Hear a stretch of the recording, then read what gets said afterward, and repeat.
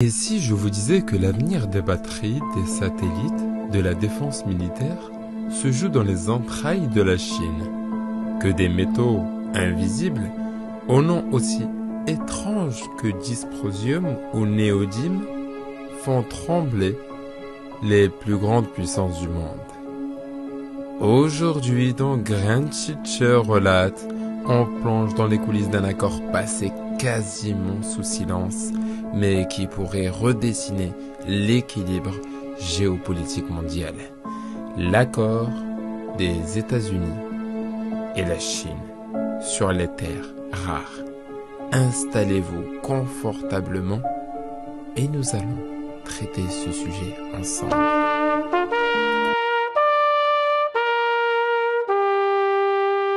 Grand Teacher relate les histoires de la finance. On les appelle terres rares.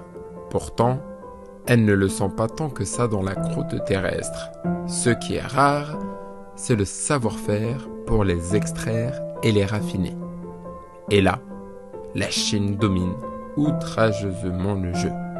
70% de la production mondiale, plus de 85% du raffinage.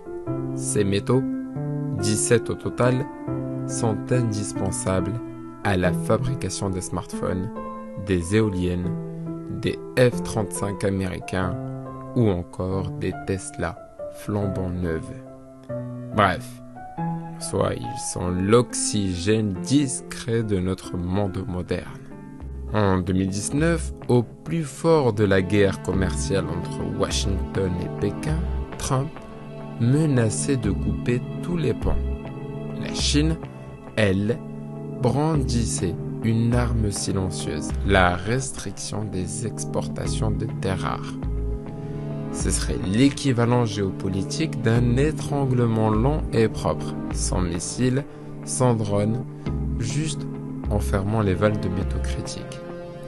L'administration Biden a hérité de cette tension.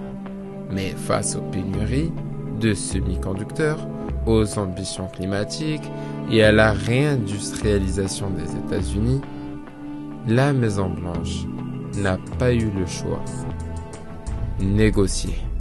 Et c'est à Londres, en mi-juin 2025, que les premières lignes d'un accord commercial ont été esquissées. L'objectif étant de sécuriser les approvisionnements américains. Et c'est désormais officiel, d'après le secrétaire au commerce, Howard Lutnick, l'accord est signé et scellé. Il prévoit une accélération des expéditions chinoises de terres rares vers les États-Unis. Alors, cela ne signifie pas que Washington baisse la garde. Des projets de mines sont lancés au Texas. Des alliances naissent avec le Canada et l'Australie. Oui, c'est bien entendu, le Canada. Mais en attendant, les États-Unis restent dépendants. Et ça, Pékin le sait. Pour les marchés, cet accord est une bénédiction temporaire. Les industriels respirent, les valeurs technologiques ont rebondi, les entreprises comme Apple, Lockheed Martin ou General Electric évitent des hausses de coûts, et même le cours de certains ETF sur les terres rares a ralenti sa volatilité, entre autres, a ralenti son incertitude. Mais derrière ce calme apparent, une question demeure. Et si la Chine décidait demain de refermer le robinet? Ce n'est pas un contrat de paix. C'est une trêve fragile dans une guerre technologique mondiale. C'est là où nous en sommes aujourd'hui. Et pour conclure, ce que les États-Unis viennent de signer n'est pas qu'un accord commercial. C'est un pacte de dépendance déguisé, dans un monde où celui qui contrôle les métaux contrôle l'avenir. À l'ère des IA, des batteries et de l'énergie verte, le vrai pouvoir ne se mesure plus seulement en missiles, mais en grammes de scandium, en tonnes de néodyme.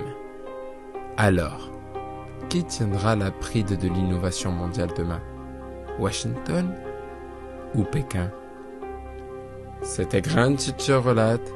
Je vous dis à très vite pour un nouvel épisode, un nouveau récit économique qui fait battre le cœur des marchés. À bientôt. Parce que chaque territoire cache une vérité stratégique.